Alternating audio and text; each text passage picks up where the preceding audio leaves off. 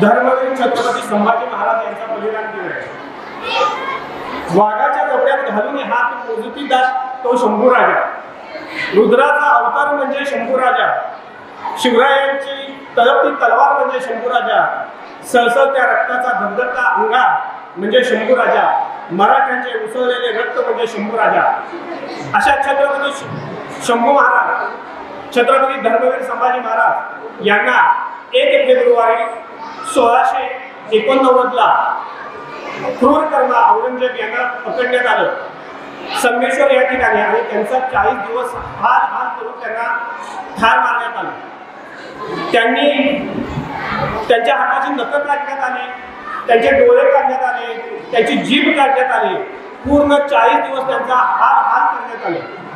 पण औरंगजेबासारख्या क्रूर कर्माच्या पुढे ते नतमस्तक झाले नाही आणि आपल्या जीवाचं बलिदान दिलं। आजचा दिवस म्हणजे बलिदान दिवस आहे। त्यानिमित्त आपण आपल्या विद्यालयाच्या वतीनं आणि जय महाराष्ट्र शिक्षण संस्थेच्या वतीनं त्यांना श्रद्धांजली वाहणार आहे।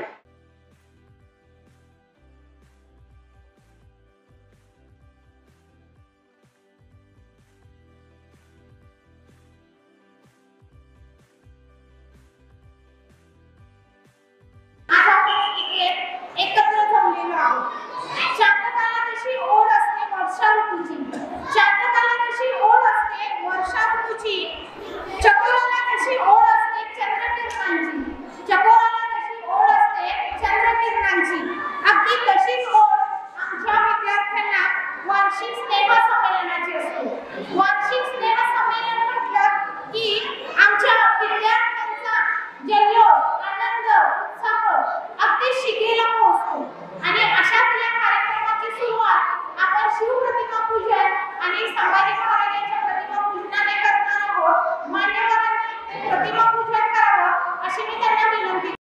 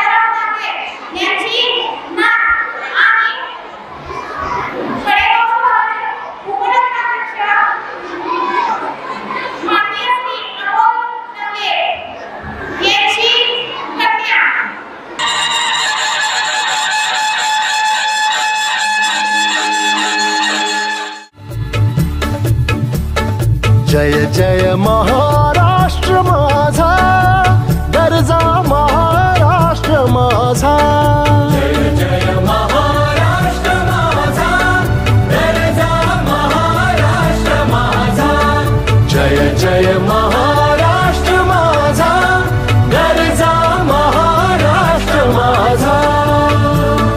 रेवा वरदा कृष्ण कोयना भद्रा गोदावरी, रेवा वरदा कृष्ण कोयना भद्रा गोदावरी, एकपणाचे भरती पाणी मातीच्या घागरी, एकपणाचे भरती पाणी मातीच्या घागरी, भीमथडीच्या तटानाया,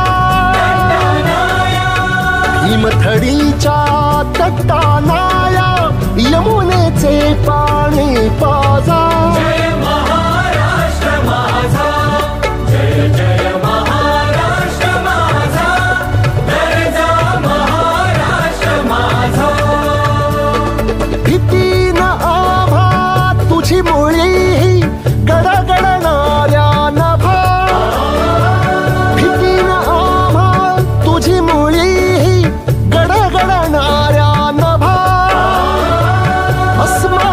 अस्मानाच्या सुलतानीला जबाब देती जिव्हा, अस्मानाच्या सुलतानीला जबाब देती जिव्हा. सह्याद्रीचा सिंह गर्जत, सह्याद्रीचा सिंह गर्जत शिवशंभू राजा. दरी दरीतून नाद गुंजला महाराष्ट्र माझा.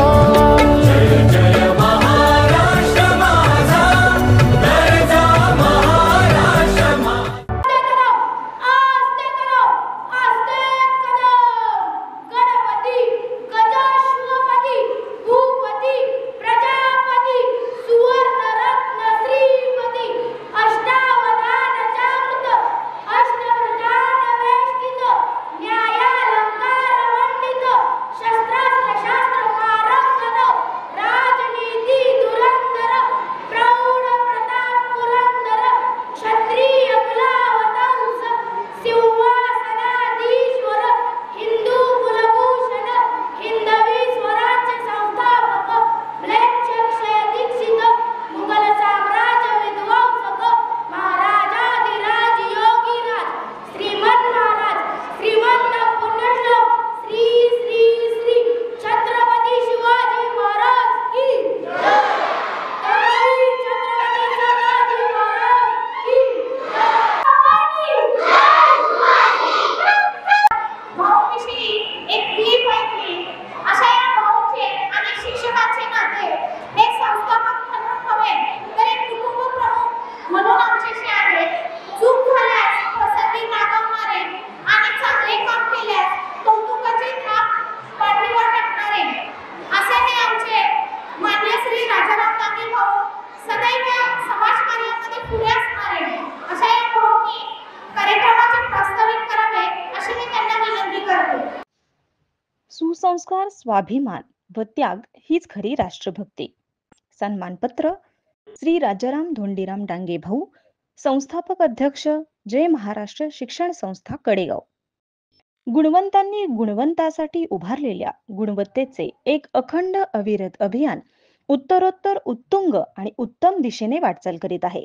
योग्य मार्गदर्शनासह सातत्यपूर्ण आणि नियोजनबद्ध कठोर परिश्रम हेच ब्रीजच्या संस्थेचे सर्वार्थाने सार्थक ठरत आहे आणि गेली 25 वर्षे झाली ज्ञान यज्ञाचा कुंड अखंडपणे तेवत ठेवलेल्या शिक्षण क्षेत्रातील मंदिराच्या कळसाने धारण केलेले नाव आहे जय महाराष्ट्र शिक्षण संस्थेचे श्री शिवप्रभू प्राथमिक विद्यालय कडेगाव. आपल्या व्यक्तिगत जीवनामध्ये मी, मला व माझे याला कुठेही थारा न देता हातातील घड्याळ आणि पोटातील भूक बाजूला ठेवून समाजातील वंचित घटकांचे शिक्षणाच्या माध्यमाने सर्वार्थाने परिवर्तन करणे हाच ज्यांच्या चिंतनाचा, चिंतेचा आणि चेतनेचा विषय बनला ते श्री राजाराम डांगे भाऊ यांनी पराकोटीचा त्याग आणि तपश्चर्येतून या संस्थेची स्थापना केली.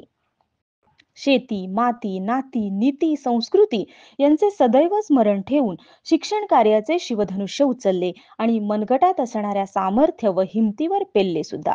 विद्यार्थ्यांचा शिक्षणाचा पाया मजबूत करण्यासाठी ही शाळा सदैव तत्पर असताना पाहावयास मिळत आहे.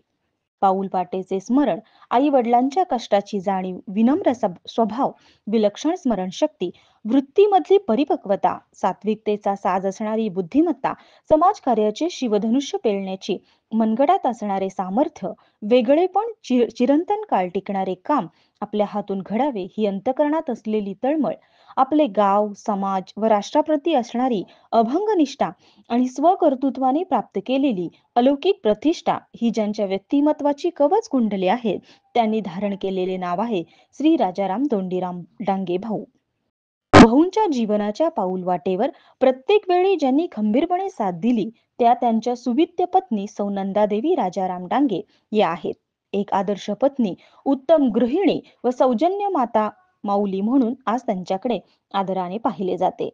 भाऊ शिक्षण क्षेत्रात आजवर आपण केलेली कामगिरी उल्लेखनीय व चौफेर आहे म्हणून आपणास हे सन्मानपत्र बहाल करीत असताना आम्हाला मनस्वी आनंद होतो आहे. भविष्यात आपल्या कार्यकर्तृत्वाचा यशोरथ अखंडपणे दौडत राहो ही सदिच्छा. मुख्याध्यापिका व सर्व शिक्षक वृंद श्री शिवप्रभू प्राथमिक विद्यालय कडेगाव. हक पंजावर तहत पेशावर सारा मुलगा आपला अशा आपल्या पुत्राच्या काळजाला हात घालून स्वराज्य निर्माण करण्याची दिशा देणारे स्वराज्य संकल्पक श्यामराजे भोसले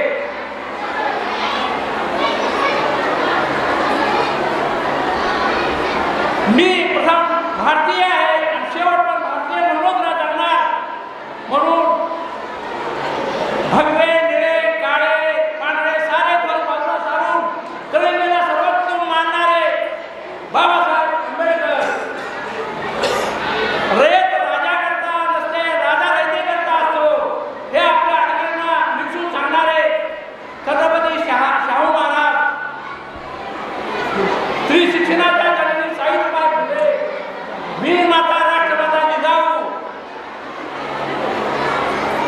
राष्ट्रीय माता अहिल्यादेवी होळकर संत मुक्ताई संत जनाई संत तुकाराम या सर्व हुतात्म्यांना तसेच हसत हसत हसाव जाणारे भगतसिंग राजगुरू या सर्व हुतात्म्यांना राष्ट्रीय मातांना वीर पुरुषांना आज सोहळ्यानिमित्त तुमच्या टाळ्याच्या कडकडाटात मी निर्वाळ वंदन करतो. बंधुरो, या मंचावर उपस्थित आजच्या कार्यक्रम सोहळ्याचे प्रमुख अध्यक्ष हरिभक्त परायण व आपल्या सर्वांचे मार्गदर्शक ज्यांनी भक्तीची पताका महाराज नव्हे आपल्या भारतात फिरवली आणि जगाला दिशा देण्याचे काम केले. आपल्या धर्माची संस्कृती आणि धर्म समजावून सांगण्याचे कार्य केले असे गणेशजी ठाकरे महाराज आपल्या गावचे तरुण तडफदार नगराध्यक्ष तसेच उपनगराध्यक्ष विरोधी पक्षनेते विजय शिंदे सर्व इतर नगरसेवक सभापती आणि त्यांनी मला खंबीरपणे साथ दिली आणि आपल्या कार्यासाठी सतत पाठीवर साथ दिली. आम्ही तुमच्या पाठीने आहोत म्हणणारे आमचे संचालक मंडळ सुरेश यादव उपाध्यक्ष दीपक कुलकर्णी असतील खजिनदार तसेच आमचे इनामदार साहेब असतील हे सचिव हे सतत मला म्हणायचे भाऊ तुमच्या मागा आल्या तुम्ही सत्कार करता तुम्ही पळत राहा तुमच्या मागा आहे कारण सुरेश यादव हे राजकारणी बनले ते म्हणजे मला काय जमणार नाही. दीपक कुलकर्णी हे काढून शाळेत शिक्षक होते ते म्हणजे भाऊ लक्ष दिले. आमचे इनामदार साहेब शेतीत डुबले आमची एकट्याची पताका निर्णय घेऊन घर ते शिवप्रभूची शेती असं चालत होतं. आम्ही सर्वसामान्यांची मुलं बंधुभाऊ जाणताय का आम्ही सर्वसामान्यांची मुलं शेतकऱ्यांची मुलं आहोत. आम्ही उद्योगपतीचे मुले आहोत शिक्षणाला चालवायला. आम्ही कुठल्या मंत्र्यांची संत्र्यांची आमदारांचे मुलं आहोत. आमच्या वाडवडिलांनी भरपूर कामाला आणि आम्ही चालवतोय. पैठपैठे निदान सामान्य जमान्याला भरपूर शिक्षण संस्था चालवली. त्यावर मला भेटलेले अधिकारी तसे भेटत गेले कारण आपलं कामच प्रामाणिक होतं स्वच्छ होतं. जनसेवा हेच आमचं वृत्त होतं. जनतेसाठी करायचं त्याचं आमचं निर्वाचन आहे काही. रामाचा आदर्श आम्ही घेतला कृष्णाचा कर्मवाद आम्ही घेतला. रामाचं एक वचनी आणि एक संपन्नता आम्ही घेतली. आमच्या भगिनी सहाय्यक शाळेत शिक्षक म्हणून बंधुभाऊ सांगायला मला अभिमान वाटतो. 6 शिक्षक भगिनी आहेत माझ्या शाळेत शिकवायला. मी प्रत्येक रक्षाबंधन दिवशी महाराज त्यामुळे राखी बांधताना मी त्यांना भावनिक करतो. आणि शिक्षक संस्था कुठला अध्यक्ष आहे की जो आपल्या शिक्षकाला कर्मचाऱ्याला भगिनी मानून त्यांना मान देणारा मी ते करतो. कारण रामाचा तत्व मी स्वीकारतो. रामाला जाणून रामाचं तत्व आपण स्वीकारलं पाहिजे. एक पत्नी एक त्याला संपन्नता आणि कृष्णाला कर्मवाद आपण स्वीकारला पाहिजे. कर्म करत असताना फळाच्या पेक्षा दृष्टी करायची नाही. कर्म केल्यावर फळे चांगले कर्म केल्यावर चांगले फळे मिळतच असते.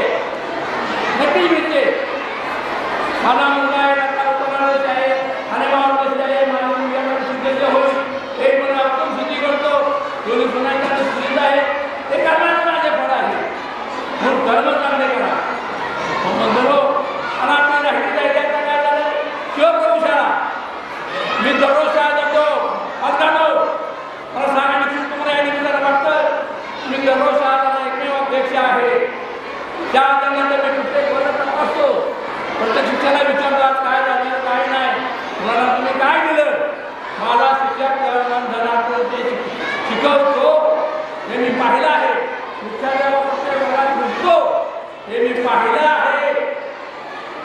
कारण त्याशिवाय पाचवीच्या स्कॉलरशिपला इतिहास आहे आपल्या शाळेचा आपण सुरू करून घ्यायचा. पाचवीच्या स्कॉलरशिपच्या राज्यात जिल्ह्यात केंद्रात प्रत्येक वर्षी मुलं येतात. कशा योजना आहे गुणवत्तेची योजना आहे. शिकलेश्वर मुलं स्कॉलरशिपला बसलेल्या 9 जागा बसतात. प्रत्येक खेळामध्ये मुलं बसतात. आणि तुला मुलगा कुस्ती क्षेत्रात निघाला आहे. काही मुली UPC झाले आहेत. आपल्या माळीची मुलगी PSI झालेली आहे. मुलगी RTO झालेली आहे. आपल्या शाळेत विद्यार्थी शाळा झाल्या. तिने शिक्षकांचे स्वतःचे आभार मानले. हे मुलगा वैमानिक झाला. काही मुली शास्त्रज्ञ झाल्या. शास्त्रज्ञ झालेले आहे. आपण एक मुलगी अमेरिकेत शिकली आहे. ते कशा योजना आहे आपल्या शिक्षकांनी आपल्या संस्थेने घेतलेल्या कष्टाचे फळ आहे. बरोबर ते शिकवत काय शिकवत नाही, कोणी काय करत नाही. मिळवायला काढणारा अध्यक्ष आहे. आपण सर्व देतो. आणि एक गोष्ट नक्की मला बंधूनो, त्या 10 वर्षाच्या काळात एक गोष्ट घडलेली आहे. मला सांगायची वाटते. आणि त्या जिल्हा तुम्ही जरूर तुमच्या आमदार खंडाला विषय मांडा. अहो शाळा भारी आहे. शिक्षकांना किती काय मिळतं तुम्ही आलं नोकरी नसतं शिक्षक होता. आलं इलेक्शन मतदान यादीला पाठवायचा. मुलाला शिकवायचं तुम्ही त्याला वच पाडणार. आणि जर नाही की शिक्षक गाववारी ठेवायचं. मुलाला शिकवायचं तुम्ही तुम्ही करायची. शिक्षकांना त्याचं काम करू द्या ना. आणि मग काय शिक्षकांना तुम्ही काय शिकवत नाही म्हणून शाळा पाहिजे 100 नाही 110 काम शिक्षकांना शिक्षक शिकवायला लावा. मुलवायला पाहणारा शिक्षण संस्था होता हाताळणारा माणूस आहे. हे पण बरोबर नाही. योग्य शिक्षकाचा पगार विद्यार्थी बघतो. 10 लाख रुपये पगार येतात. परंतु एकदा निवडून आलेला खासदार आमदार 10 पिढ्याचं कमवतो. त्याचं तुम्ही विचार केली आहे तुम्ही त्याला काय विचारला तुम्ही नाही. मग पिढी घडणाऱ्या शिक्षकांना तुम्ही दाखवायचं का तुम्हाला नाही घेता. तुमची काय चुकायचं त्याला शाळा माहिती आणि देऊ नका. तुम्ही शिकवायला फक्त काम द्या. मग नंतर एक महिन्याचे दिवस सुरू झालं. प्रत्येकाला काही ना काही चालूच आहे. मुलांना पाहतो शाळेत जातो. मुलं म्हणतात करतात कुठे दोष नाही होत का. म्हणजे आपल्या शैक्षणिक व्यवस्थेचा व्यवसाय हा ही सुधारणा झाली पाहिजे. बंधूंनो त्यासाठी अद्यापासून सुरुवात केली पाहिजे. पालकांनो एक मिनिट मी तुझे बघा. मुलांना आजकाल संस्कार देणे गरजेचे आहे. त्या शिवप्रभूच्या संस्थेत जय माणसाच्या दिंडीत तुम्ही उतरलं पाहिजे. मुले सुसंस्कार स्वाभिमानी त्यागी व चारित्र्य संपन्न बनली पाहिजे पिढी. त्यात उद्याची पिढी ही हातात तलवार घेऊन नसेल. तुम्हाला अनाथ आश्रमात टाकेल. त्याला संस्कार द्या. बंधुनो जर्मन जपान सारखा देश अमेरिका सारखा देश गुरुजनांना फार मानतो. आपले शंकरदारा शर्मा एक बार ओमानला राष्ट्रपती असताना ओमानला गेले भेट द्यायला. महाराष्ट्र सांगतो ओमानला आपल्या शेजारचा देश आहे. त्यांना भेटायला आपल्या शंकरदारा शर्मा गेले. त्यावेळेला त्याला इश्यू करण्यासाठी जगता राजा आला. ओमानमध्ये राजाला देवसमान मानलं जातं. ते राजशाही पद्धत आहे. आणि तो राजा स्वतःची गाडी घेऊन विमानतळावर शंकरदारा शर्माला इश्यू करायला गेले. गाडी विमानतळावर थांबवली राजाने. स्वतः गाडी खाली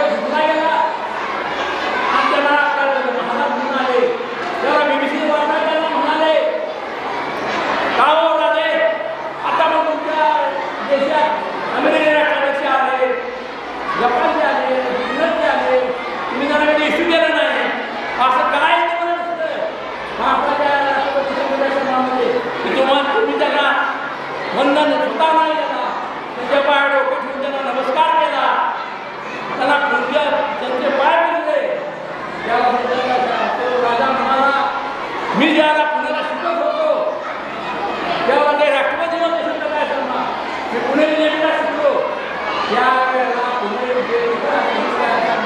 माझे शिक्षक होते. मी राष्ट्रपतीला सलाम देत नाही, मी माझ्या शिक्षकांचा सन्मान केला त्यावेळेला जाऊन.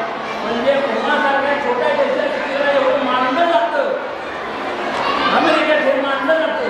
आपण मानत नाही, आपण मास्तर त्याला म्हणतो. मानलं पाहिजे, तो विषय देणार आहे. आपली घरी होणारा तो व्यक्ती आहे असं माझं प्रामाणिक मत आहे बरं का, असं मला वाटतं. कारण आपल्या शाळेचा विद्यार्थी हा प्रत्येक वर्षी सुद्धा विद्यार्थ्यांना येतो, प्रत्येक वर्षी नवोदयाला येतो, प्रत्येक वर्षी प्रत्येक परीक्षेत तो उत्तीर्ण होतो. कसं होतं आहे शिक्षण म्हणून नाही होणार, म्हणजे आपल्याला शिकवलं जातं.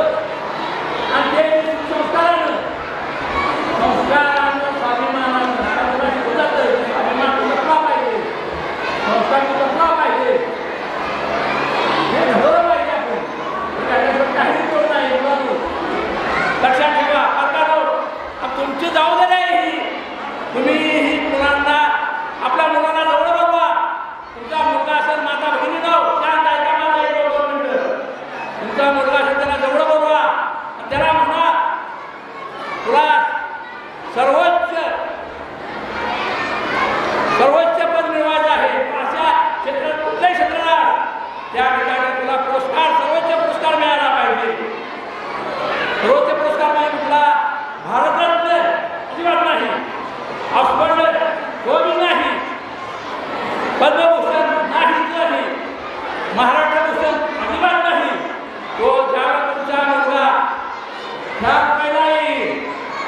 शाळेत पहिला येईल, चांगला शिकून गुणवत्तेने नोकरीला लागतो. घरी आई बाबा हे आई बाबाच्या पाया पडे, त्याला लोक ठेवून म्हणेल बाबा आई मी खेळात आपल्याला नंबर काढला, मी मला सिद्ध मिळालं, बाबा मी हे गुणवत्तेत चांगला मार्गाने बाबा हे मला सिद्ध मिळालं, बाबा मला ही चांगली नोकरी लागली गुणवत्ते मिळून. आणि त्यावेळी घडा असो खाली पडतील, आता मुलाला लोक अभिषेक होईल, अश्रूचा आनंदाचा अश्रूचा तो सर्वात मोठा पुरस्कार असेल. बघून इतर पुरस्कार सगळे बेचूक आहे, तो सर्वात मोठा पुरस्कार असेल मुलाचा. हे मुलांना समजावून सांगा. तुम्हाला मुलगी असेल तर त्याला सांगा बाळा तो सर्वात मोठं संपत्ती कमवायची आहे.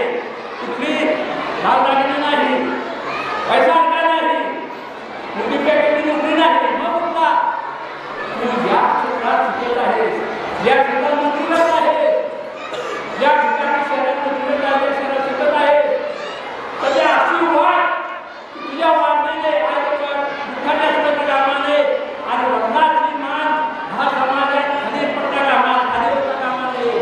ही सर्वांची तुला म्हणावं कमवतो.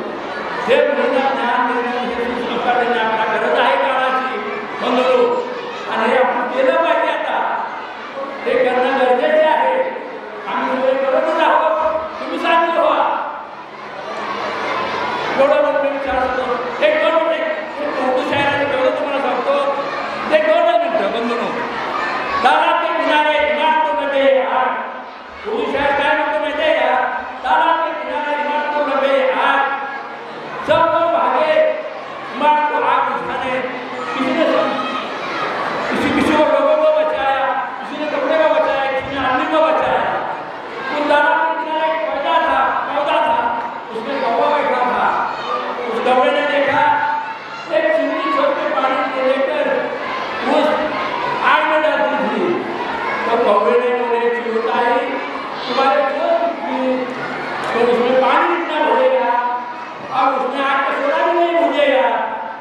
तो कौवे ने तो चिमनी ने लाजवाब जवाब दिया, कौवा मुझे मालूम है, मेरे चोर की कैपेसिटी मुझे मालूम है, उसमें पानी कितना बैठता है मुझे मालूम है, लेकिन जब आग इस इमारत को आग का इतिहास लिखा जाएगा तब आग बुझाने लगाने वाला नहीं, आग बुझाने वालों की मेरा इतिहास लिखा जाएगा. अशा आपलं जोर बोलतं काम आहे. या हमारा इतिहास लिखा जाए मोठमोठ्या ज्ञान देण्याचा त्याला आपल्या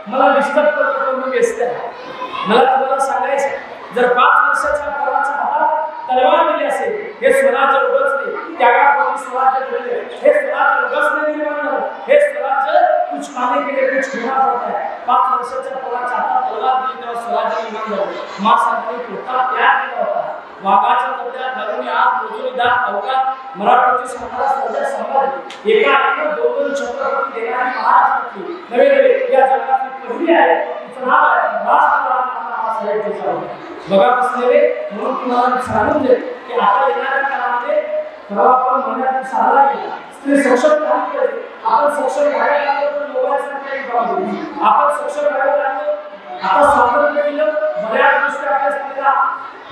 झुकतं राहतं.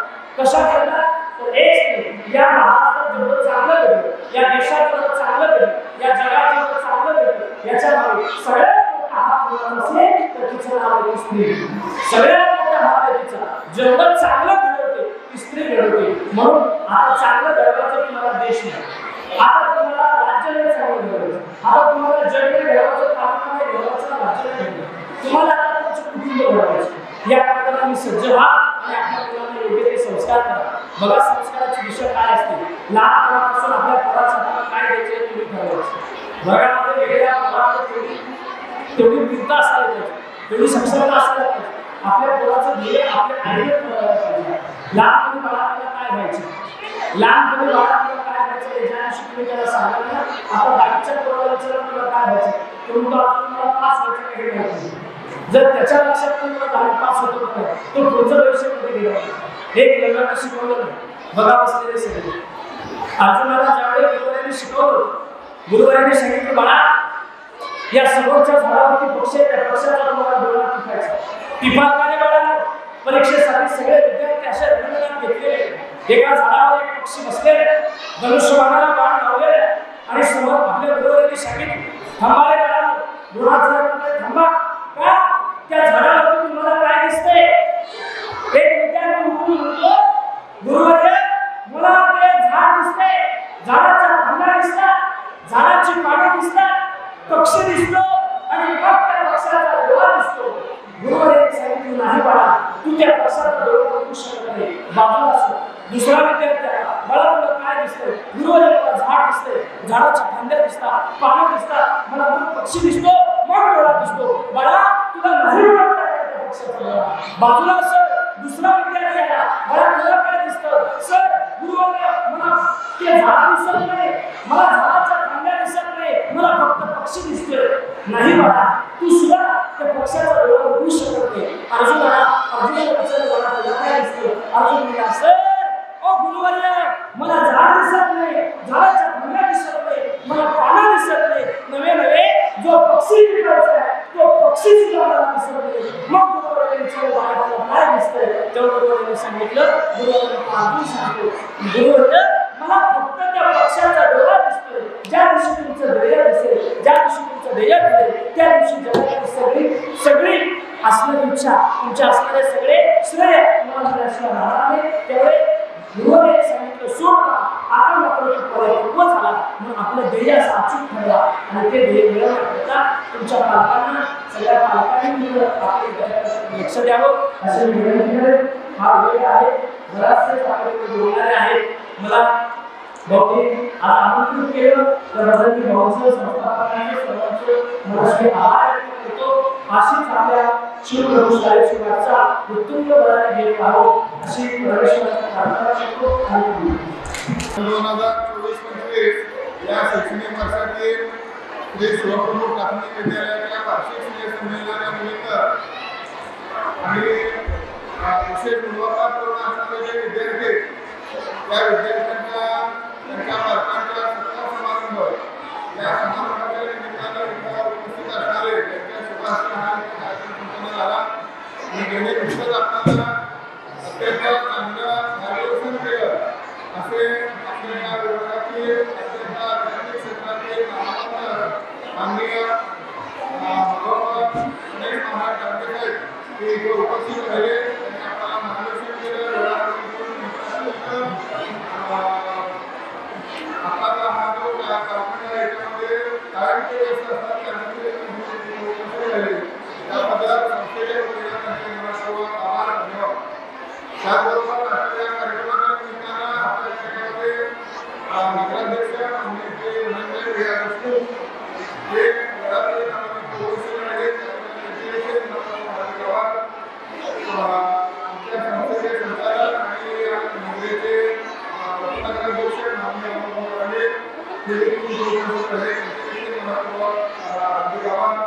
या कार्यक्रमासाठी खास आवर्जून निमंत्रित केलेले माननीय विजय शिंदे त्याचबरोबर या नगरपंचायतीचे माननीय नगरसेवक श्री मंडळे त्याचबरोबर मुस्लिमजी दादासाहेब गायकवाड त्याचबरोबर माजी नगराध्यक्ष त्याचबरोबर नगरसेवक आणि श्री संजयभाऊ देसाई त्याचबरोबर इथे उपस्थित असलेल्या कर्मचाऱ्यांचे लोखंडे या समाजाचे आभार मानतो. त्याचबरोबर आमच्या संस्थेचे अध्यक्ष माननीय राजकारणाचे उपाध्यक्ष माननीय यादव संस्थेचे सचिव मानव ज्या शाळेच्या शिक्षकांनी हे कार्यक्रम करण्यासाठी आणि मुलांचा जे स्किल आहे ते करण्यासाठी उत्सुक आहात. तो कार्यक्रमात येऊन सर्व उपस्थित राहिलेल्या पालकांचे त्याचबरोबर इथं उपस्थित राहिलेल्या संस्थेच्या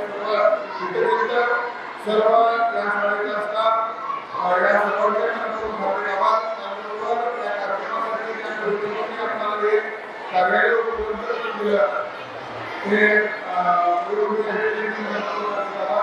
सर्व व्यवस्था अत्यंत उत्तमपणे पार पाडलेले सर्व शिक्षक शिक्षक कर्मचारी आणि विशेषतः हे सर्व कार्यक्रमांनी सरांनी आपल्या कॅमेऱ्यामध्ये केले ते श्री यादव यांचे देखील आभार मानतो.